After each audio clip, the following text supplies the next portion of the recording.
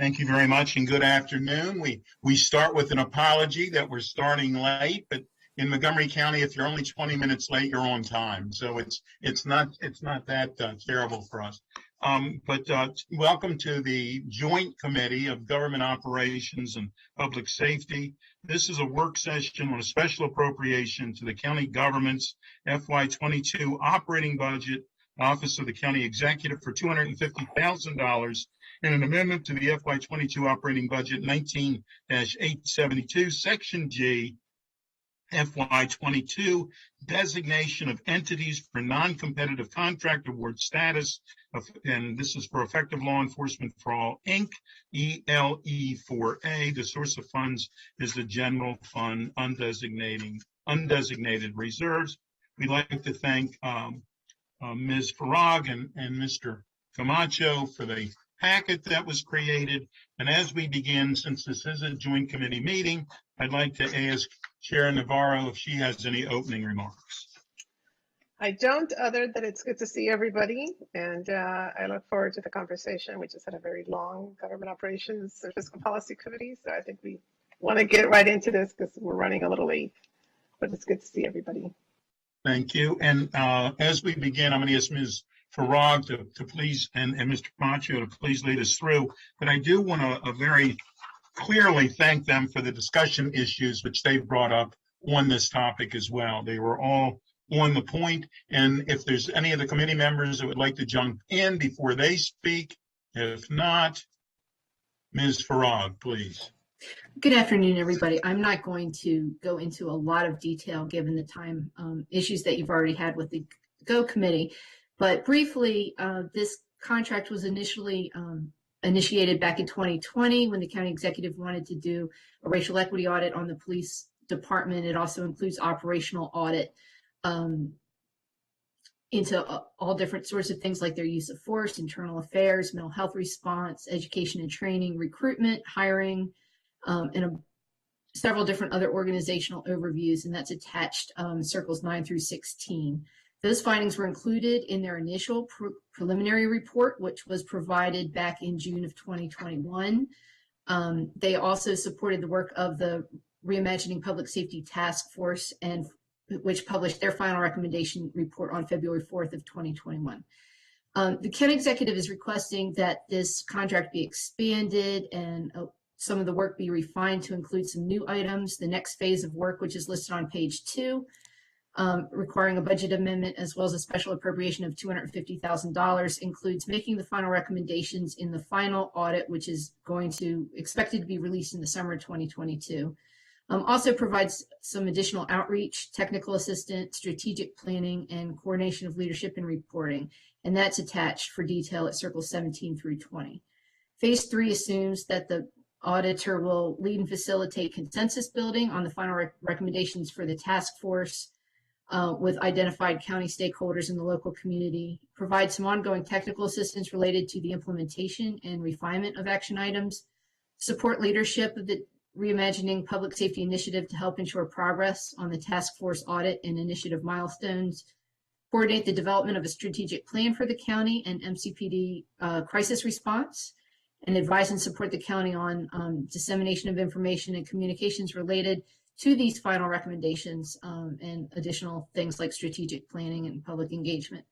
One of the items that he did indicate was conducting an after-action review of the July 2021 officer-involved shooting incident and provide recommendations related to their audit recommendations and how that really impacts the after-action review. My initial question based on this was the timing of that review. Will it be conducted after the Howard County State's Attorney's Office has finished its review? That is currently still with the Howard County State's Attorney's Office, even though the state has taken over officer-involved shootings. That didn't take place until October.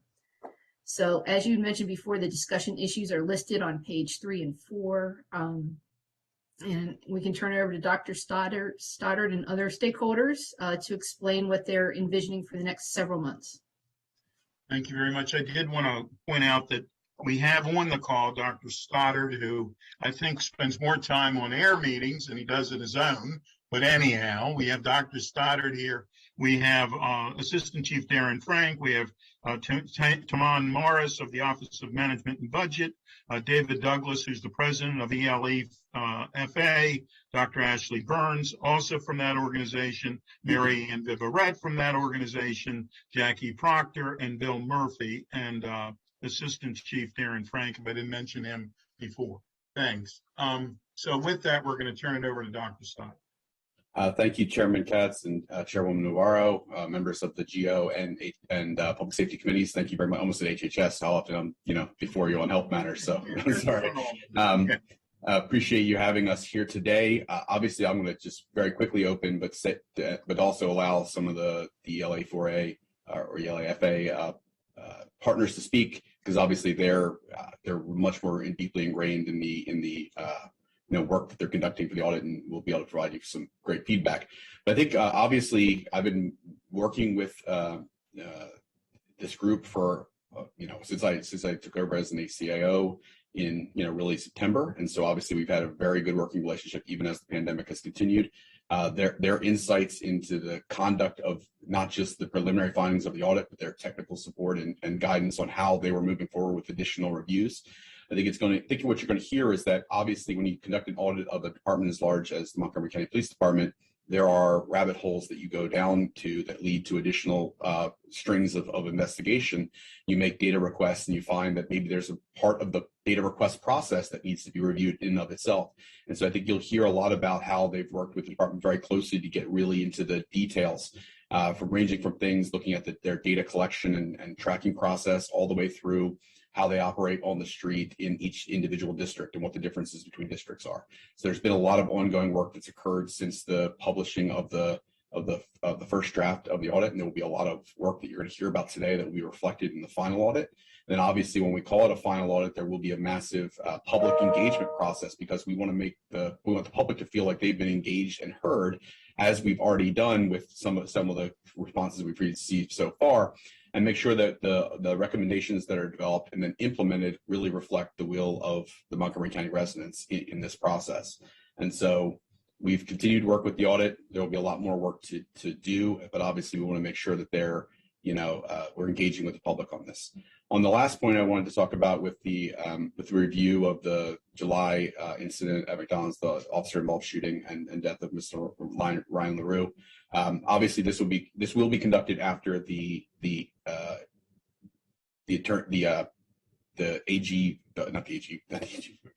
Howard County State's Attorney finishes his determination.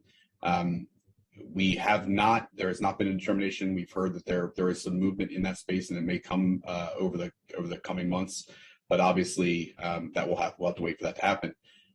And then obviously, once that does happen, we would engage in this process soon thereafter to allow for a review of the process. I will tell you, they've already been involved in reviewing some of the publicly released video and have provided comments pursuant to how those actions that they can see on video relate to the recommendations they've already made.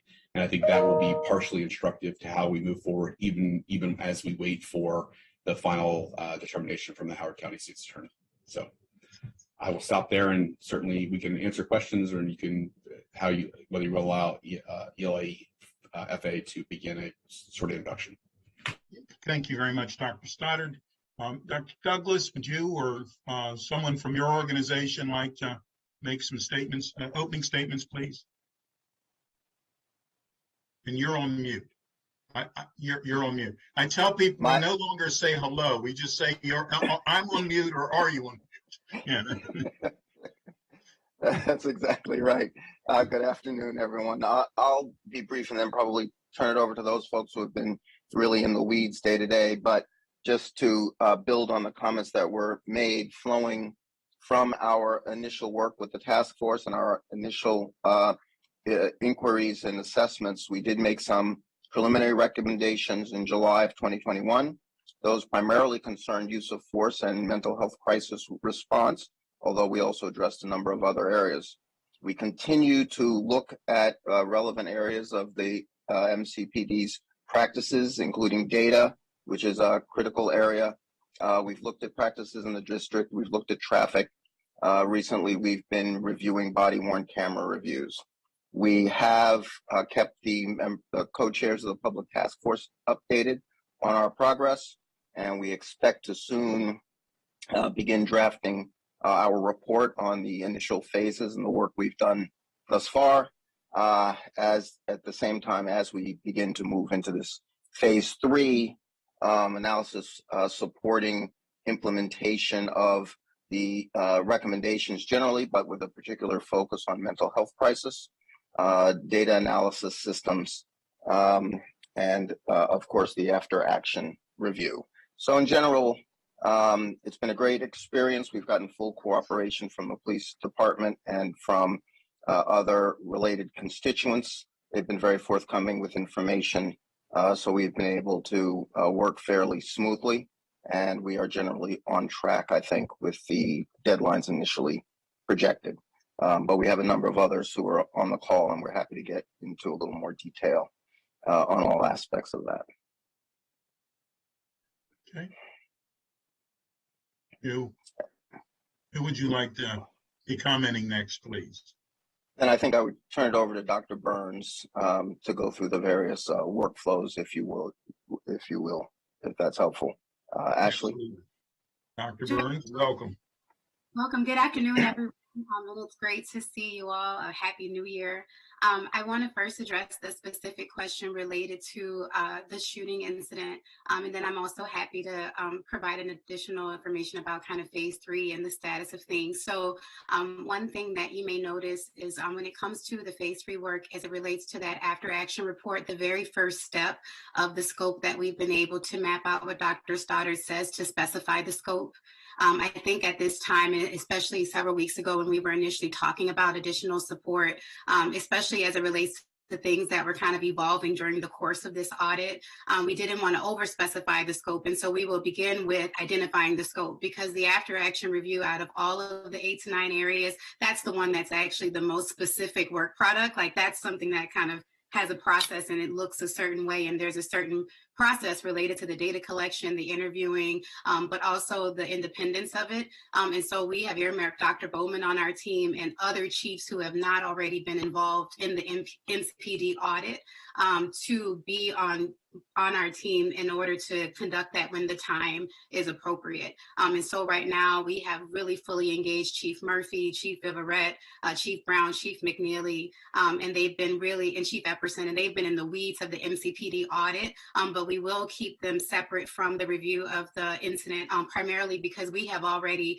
taken quite a deep dive into the information that was at least publicly available. And so we want to make sure that that process plays out the same way it would independently if you were to kind of procure that later on. And so we're happy to share that scope with whoever is appropriate when the time comes to make sure there's the appropriate consensus around the boundaries of that review. So I definitely wanted to address, Ms. Farag, your specific question about the process for that. And I think I would say that we don't want to decide in advance because we're just not sure how many records and documents and people are involved. There's many officers, and so it could be a kind of big process. And so it wouldn't really be accurate to decide now what the scope of that review looks like.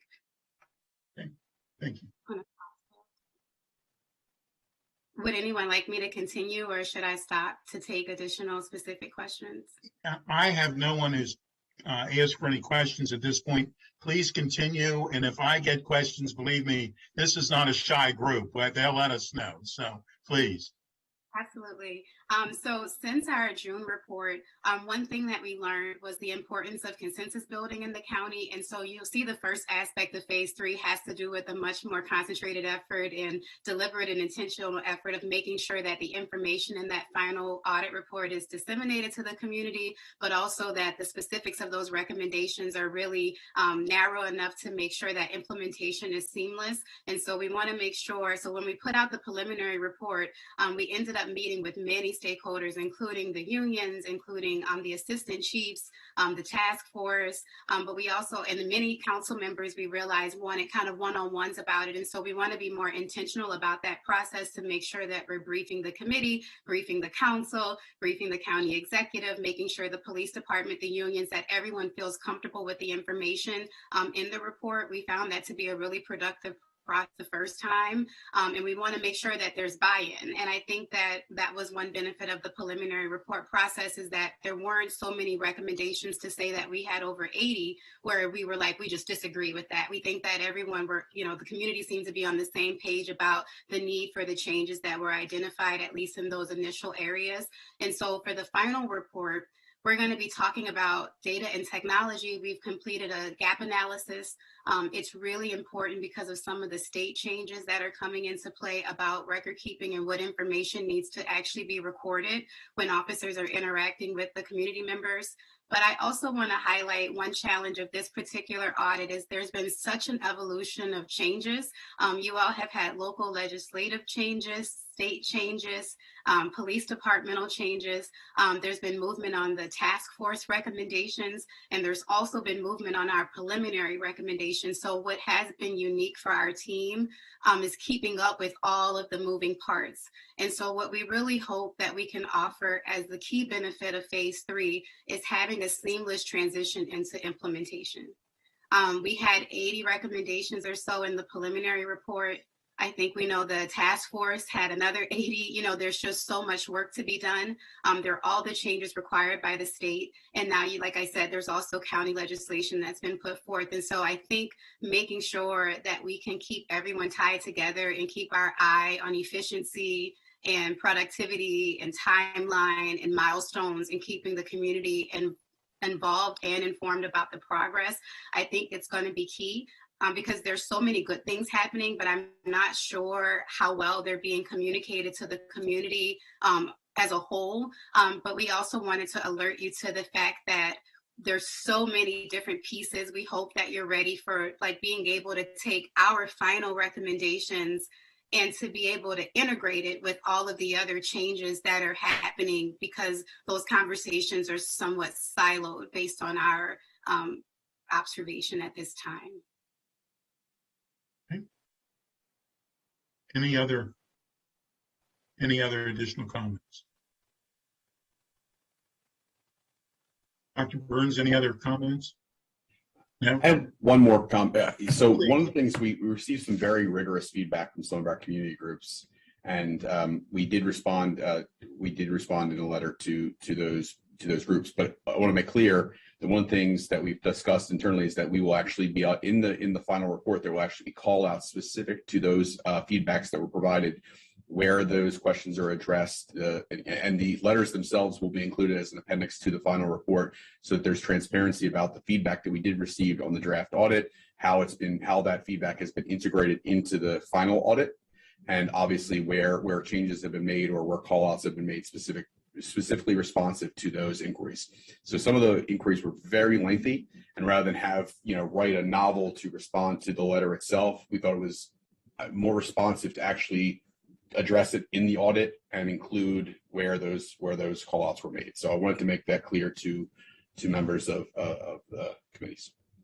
Good. Thank you.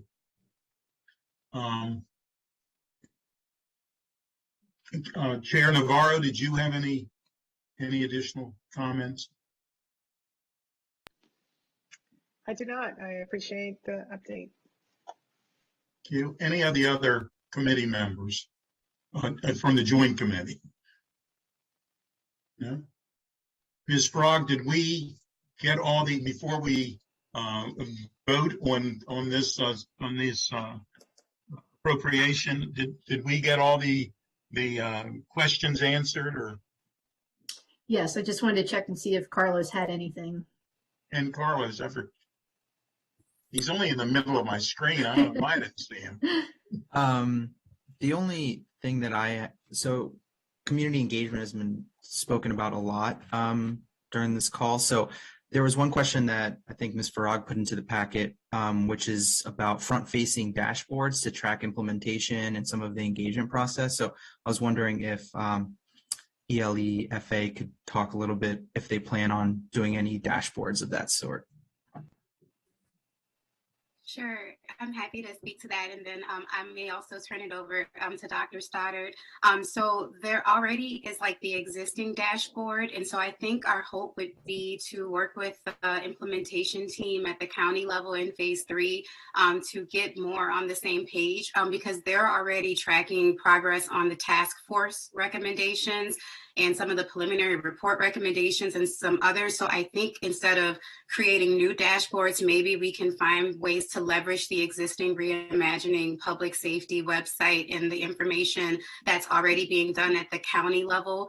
We think that that's most appropriate for sustainability. That way, like when we're out of the picture, that information can continue to be tracked publicly, kind of without our input or engagement. However, we do have Ben and Jeff Asher on our team who are specialists in police practices analytics, and they provided a pretty comprehensive report about data benefits to the community. And so I think that if you would like us to have a separate dashboard, we're happy to do that. And then if not, we would definitely want to make sure we're integrating our progress into the existing dashboard, just because like I mentioned before, you have so many different things to keep track of. At this point, we wouldn't want to create another source. On the aspect of community engagement, we hope to kind of do a diverse way of using different mechanisms to speak to the community. Speaking to the task force co-chairs recently, for example, we talked about convening another meeting with the entire task force. We're also working with Chief Carmen in the department to do a youth outreach week in the spring to engage in every single district. And so I don't think that we have a specific community outreach plan yet, but we want to do it integrated into all of those different elements. For example, another part of the scope is looking at lethal force in the county, which is a concern of the community as well. And so I think that in the original specification of the contract, so much of the outreach was tied to the task force. And I think we do need to find ways to go outside that group, but also to still leverage that existing group in the community it represents. We've also seen the Silver Springs Justice Coalition, as Dr. Stoddard was alluding to, they were very engaged with the preliminary report, and they've actually recently followed up requesting a meeting, and we are happy to continue to meet with anyone who ever requests a meeting with us. But I think that around the recommendations, as opposed to getting more input about what's happening, getting more consensus around the solutions, I think is the key next step. We've reviewed hundreds of body-worn camera videos, and we've also heard from the community and especially the task force about the concerns that led to this work in the first place. And so we just want to make sure that everyone agrees with the solutions and the tools that we can use to most quickly deal with the issues that are of high priority, but also map out a plan to make sure that the things that are not low-hanging fruit don't get lost as we make progress on the things that are high priority, such as use of force and data collection around your stop searches and arrests and the way your traffic stops are being handled in the community at this time. Yeah. On the dashboard question, we have had a member of county staff as a regular member of our Reimagining Public Safety Implementation Committee, which I co-chair with Assistant Chief Frank, and do have members of council staff on that work group. Obviously, we are tracking implementation of both local bills as well as state law and the Reimagining Public Safety report, and there are some overlapping areas between the audit and those other reports. So obviously having a cohesive dashboard is the way we've recommended going, but certainly we're interested in feedback from the council and the public on that dashboard. The other thing we've also talked about, and Dr. Burns alluded to this already, is that we've already begun implementation of some of the recommendations of the audit itself and the other areas that we talked about. And so it's not we're waiting for this final audit to be completed for us to take actions pursuant to some of its recommendations or many of its recommendations. And so obviously we've also talked about doing sort of progress reports, having the dashboard track in real time or near real time actions as they're taken, but then give routine updates either through a short brief out that show over this X period of time, here are the things that we focused on, accomplished, and done pursuant to the regulations or the recommendations made through various reports. And so I think that's the way we'd like to proceed, but obviously we're open to feedback from both the council and the public on how to best track progress towards implementation of the goals But obviously, I think part of the thing that we've asked for ELA 4A to do with us is to help hold us accountable for the actions that are pursuant to the audit, ensuring that we are implementing them with fidelity to the intent of what was written. And I think that's going to be a key feature of their ongoing work with us in the future. Okay, very good. Thank you. Any other comments? If not, is Council President Albornoz, please. No, this will be brief, I promise. Just a comment. So I think that, you know, just as we do these reports moving forward, the situation on the ground is constantly changing in a very significant way. I spoke at the 73rd session. Councilmember Katz was there, as well as Councilmember Hucker. The recruitment and retention issues obviously are significant. And of course, the devastation of what we're feeling right now with COVID and Omicron is adding on top of all of the challenges operationally that we have before us. So just as we extend this contract and look further at an analysis of Montgomery County Police, I know that will be taken into account, but also the needs of the community, which have expanded as well.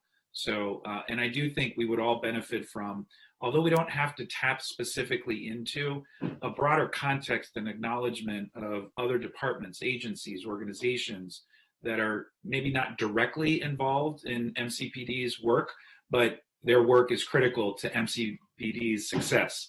So I think I would appreciate that sort of in future reports moving forward, because we need to focus on our police department and hold everyone to the highest possible standards, but also acknowledge it's part of a broader picture. Well said. Anyone else? If not, would someone like to make a motion on the special appropriation? So moved. Is there a second?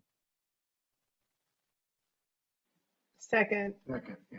Thank you. It's been moved and seconded and almost thirded, I guess, at this point. For all those in favor of this special appropriation of $250,000, please raise your hand. And I see five hands. And the reason it's not six is that Council President Albornoz is, well, he's on this committee. Is there someone is on maybe a joint? I don't know. Katz. You're You're on both. you're on both. I get that's exactly right. Yeah. Okay. Thank you very much. Yeah. So that's You only count so, once now. What'd you say? What'd you say? But you only get to count it once. Yeah. I mean, sometimes it's tough for me to even do that. Okay. Very good. Thank you very much for everyone being with us. Thank you for doing all of this hard work, and we thank everyone for being with us today. We are adjourned. Thanks. Thank you. Thank you, everybody.